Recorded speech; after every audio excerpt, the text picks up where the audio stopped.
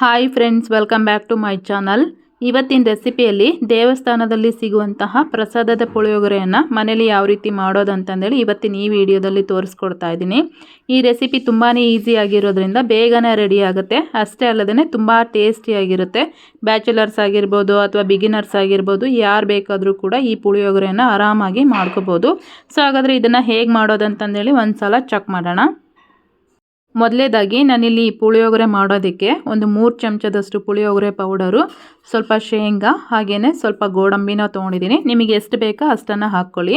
ಸ್ವಲ್ಪ ಒಣ ಕೊಬ್ಬರಿನ ಈ ರೀತಿ ತುರಿದು ಇಟ್ಕೊಂಡಿದ್ದೀನಿ. ಒಂದು ಸಣ್ಣ ಬೌಲಲ್ಲಿ ಹುಣಸೆ ಹಣ್ಣಿನ ರಸ, ಹಾಗೆಯೇ ಸ್ವಲ್ಪ ಬೆಲ್ಲ, ಒಗ್ಗರಣೆಗೆ ಸಾಸಿವೆ ಮತ್ತು ಜೀರಿಗೆ, 2 ಬ್ಯಾಡಗಿ ಒಣಮೆಣಸಿನ್ಕಾಯಿ, ಕರಿಬೇವು, ಹಾಗೆಯೇ ಸ್ವಲ್ಪ ಹಿಂಗು, ಇಬ್ಬರು ತಿನ್ನೋಷ್ಟು ನಾನು ರೈಸನ್ನು ತೊಗೊಂಡಿದ್ದೀನಿ. ಈಗ ಒಂದು ಕಡಾಯಿಗೆ ಒಂದು 4 ರಿಂದ 5 ಚಮಚದಷ್ಟು ಎಣ್ಣೆ ಹಾಕಿ ಅದು ಸ್ವಲ್ಪ ಬಿಸಿ ಆದಮೇಲೆ ಸಾಸಿವೆ ಮತ್ತು ಜೀರಿಗೆ ಅವು ಸ್ವಲ್ಪ ಸಿಡಿದ ಮೇಲೆ ಶೇಂಗಾನ ಹಾಕಿಬಿಟ್ಟು ನಾನು ಫ್ರೈ ಮಾಡ್ಕೊಳ್ತಾ ಇದ್ದೀನಿ. ಆದಷ್ಟು ನಾವು ಇದನ್ನು ಒಗ್ಗರಣೆ ಮಾಡಬೇಕಾದ್ರೆ ಲೋ ಫ್ಲೇಮಲ್ಲಿಟ್ಟೆ ನಾವು ನಿಧಾನಕ್ಕೆ ಈ ರೀತಿ ಫ್ರೈ ಮಾಡ್ಕೊಳ್ತಾ ಇರಬೇಕು, ಇಲ್ಲಾಂದರೆ ಅದು ಸೀದೋಗ್ಬಿಡುತ್ತೆ. ಶೇಂಗಾ ಸ್ವಲ್ಪ ಈ ರೀತಿ ಕಲರ್ ಚೇಂಜ್ ಆದಮೇಲೆ ಗೋಡಂಬಿನೂ ಸಮೇತ ಇದರಲ್ಲೇ ಹಾಕ್ಕೊಂಡು ಫ್ರೈ ಮಾಡ್ಕೊಳ್ತಾ ಇದ್ದೀನಿ. ಅದು ಸ್ವಲ್ಪ ಫ್ರೈ ಆದಮೇಲೆ ಒಣಮೆಣಸಿನ್ಕಾಯಿ ಹಾಗೆಯೇ ಸ್ವಲ್ಪ ಕರಿಬೇವನ್ನು ಸಮೇತ ಇದರಲ್ಲಿ ಹಾಕ್ಕೊಳ್ತಾ ಇದ್ದೀನಿ. ಆದಷ್ಟು ಈ ಪುಳಿಯೋಗರೆ ಗೊಜ್ಜಿಗೆ ಸ್ವಲ್ಪ ಹಸಿ ಕರಿಬೇವನ್ನ ಬಳಕೆ ಮಾಡಿದರೆ ತುಂಬಾ ಚೆನ್ನಾಗಿರುತ್ತೆ. ಈಗ ಒಣ ಕೊಬ್ಬರಿ ಏನು ತೊಗೊಂಡಿದ್ನಲ್ವ ಅದನ್ನು ಸಮೇತ ಇದರಲ್ಲಿ ಹಾಕಿಬಿಟ್ಟು 1-2 ನಿಮಿಷ ನಾವು ಇದನ್ನು ಲೋ ಫ್ಲೇಮಲ್ಲಿಟ್ಟು ಫ್ರೈ ಮಾಡಿಕೊಂಡ್ರೆ ಸಾಕಾಗುತ್ತೆ. ಒಣ ಕೊಬ್ಬರಿ ಬಂದುಬಿಟ್ಟು ತುಂಬ ಕಲರ್ ಚೇಂಜ್ ಆಗಬಾರ್ದು. ನೋಡ್ತಾ ಇದ್ದೀರಲ್ವ, ಈ ಅಳತೆಗಾದರೆ ಸಾಕಾಗುತ್ತೆ. ಇವಾಗ ಇದನ್ನೆಲ್ಲ ಒಂದು ಬೌಲ್ಗೆ ಎತ್ತಿಟ್ಟು ಇದೇ ಎಣ್ಣೆ ಒಳಗೆ ಹುಣಸೆ ಹಣ್ಣಿನ ರಸ ಏನು ತೊಗೊಂಡಿದ್ನಲ್ವ ಅದನ್ನು ಹಾಕಿಬಿಟ್ಟು ಇದು ಸ್ವಲ್ಪ ಗಟ್ಟಿ ಆಗಬೇಕು, ಅಲ್ಲಿವರೆಗೂ ನಾನು ಇದನ್ನು ಕುದಿಯೋದಕ್ಕೆ ಬಿಡ್ತಾ ಇದ್ದೀನಿ. ಹಾಗೆಯೇ ಇದ್ರ ಜೊತೆಗೇ ಬೆಲ್ಲನೂ ಸಮೇತ ಹಾಕ್ಕೊಳ್ತಾ ಇದ್ದೀನಿ. ನಾವು ಈ ಪುಳಿಯೋಗರೆ ಮಾಡಬೇಕಾದ್ರೆ ಯಾವುದೇ ಕಾರಣಕ್ಕೂ ಸ್ಟವ್ನ ಹೈ ಫ್ಲೇಮಲ್ಲೆಲ್ಲ ಇಟ್ಟು ಮಾಡ್ಕೊಳ್ಳೋದಕ್ಕೆ ಹೋಗಬಾರ್ದು. ಯಾಕೆ ಅಂತಂದರೆ ಅದು ಸೀದ್ಬಿಟ್ರೆ ಬೇರೆ ಫ್ಲೇವರೇ ಕೊಟ್ಬಿಡುತ್ತೆ. ಸೊ ಅದಕ್ಕೋಸ್ಕರ ಲೋ ಫ್ಲೇಮಲ್ಲಿಟ್ಟು ನಿಧಾನಕ್ಕೆ ನಾವು ಇದನ್ನು ಫ್ರೈ ಮಾಡ್ಕೊಳ್ತಾ ಇರಬೇಕು. ಈ ಹುಣಸೆ ಹಣ್ಣು ಮತ್ತು ಬೆಲ್ಲ ಏನು ಹಾಕ್ಕೊಂಡಿರ್ತೀವಲ್ವ ಅದು ಸ್ವಲ್ಪ ಗಟ್ಟಿ ಆಗಬೇಕು, ಅಲ್ಲಿವರೆಗೂ ನಾವು ಇದನ್ನು ಎಣ್ಣೆ ಒಳಗೇ ಈ ರೀತಿ ಫ್ರೈ ಮಾಡ್ತಾ ಇರಬೇಕು. ನೋಡ್ತಾ ಇದ್ದೀರಲ್ವ, ಇಲ್ಲಿವರೆಗೂ ನಾನು ಫ್ರೈ ಮಾಡ್ಕೊಂಡಿದ್ದೀನಿ ನೋಡಿ.